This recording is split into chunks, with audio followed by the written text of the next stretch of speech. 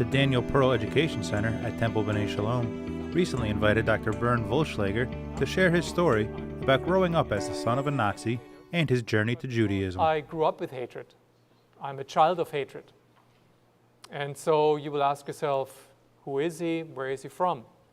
Well, first of all, what I'm not a child of a Holocaust survivor. I'm a son of a perpetrator. My father was one of those who did that to you and to your grandparents and great-grandparents. And I grew up in his shadow.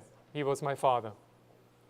And so, for me, talking about the Holocaust is something difficult because I empathize with the victims, but I feel guilty as a child of a perpetrator. We had really an incredibly powerful program. We welcomed Dr. Bernd Wollschlaeger. We here at our Daniel Pearl Education Center. He came and spoke to us about his personal story. His father was a Nazi tank commander in Nazi Germany, and he went along a spiritual journey that led him to convert to Judaism and move to Israel. And he told us his story and what led him to become a Jew, and also his fight against hatred and to try to teach people how we can avoid these kind of terrible hatred in the future. Well, I came invited by the Daniel Pearl Education Center to talk about hate prevention and how to address prejudice. Because we're living again, or we continue to live in a time and in a place where people have prejudices and stereotypes and develop hatred towards others, and the unwillingness to connect, either between ethnic groups, religious groups, people, individual people. We need to open up. We need to build bridges in order to address and reduce hatred and prejudice. But one thing I learned very early on, or I sensed very early on, didn't intellectually understand it, that certain aspects of German history our teachers wouldn't talk about. We filled our social hall this evening. We had over 300 people from our synagogue and our community because this story is so powerful. When one man can grow up as he did, the son of a Nazi, and become a Jew and spread the message of tolerance and acceptance and understanding, that sets a powerful example for us all and one that we can all learn from.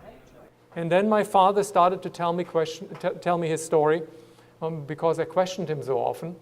On long walks that we had on Sunday afternoons in the forests, he told me the story over and over and over again. Him serving in the German army as the youngest tank officer, as a major in the German tank forces in the 35th Tank Regiment, an elite unit under the command of General Guderian, the father of the German Blitzkrieg. And my father, in his early 20s, was the youngest, highest-ranking German officer in that unit. And he served this famous or infamous General Guderian as a second hand. And so he battled on every front from the 1st of September 1939, the invasion of Poland, following the year after the invasion of France and the Netherlands and Belgium, and then of course in 1941, the attack on the Soviet Union in July 1941. My father's tanks were the first to roll in. And his tanks were the furthest to reach the east, almost to Moscow, which they never conquered, of course. But he conquered a strategically located town on the outskirts of Moscow called Orel. And for that accomplishment, significant accomplishment, he was awarded the Knight's Cross by his Führer, whom he referred to as his Führer, Adolf Hitler. And well, first of all, telling the story, how a person can change as an individual and should be judged as an individual. Secondly, those that have changed, and that's what I'm doing at least, going to schools, going to church groups, community-based groups, and talk about it, and instill a discussions, and trigger discussion, and instill some hope that we all can change. This is not the kumbaya, but this is the reality. If we engage people into a dialogue, we instill some doubt into the position that they may have harbored, stereotypes that they have among each other, across the lines and among each other. So then addressing the stereotypes together. I took away his tremendous courage that he could find his way, even despite his family background, to become such a fine human being. But also he spoke about a number of incidents of education in his life that led him along his path. So he visited Yad Vashem, which is the Holocaust Museum in Israel, in Jerusalem, and that had a profound effect on him. And what it reminded me of is that if we really want to fight hatred, the first step is education in the classroom, in museums, and just meeting people that are different than us and learning from them. It sends the message that we all need to be united together in peace and in understanding. I always feel that people open up about their own lives, and I've met people that never talked about their own lives, never talked about their experiences at home as children of Holocaust survivors or as Holocaust survivors themselves, never talked to a German or to somebody of the from the German culture. And for the first time we're able to release and find relief, release the fears and find relief.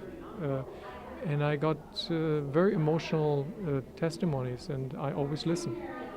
I don't feel guilty, and a rabbi a long time ago told me that I am not guilty and I should not carry the guilt. I can carry the responsibility and transform the responsibility into a positive action. That I can do.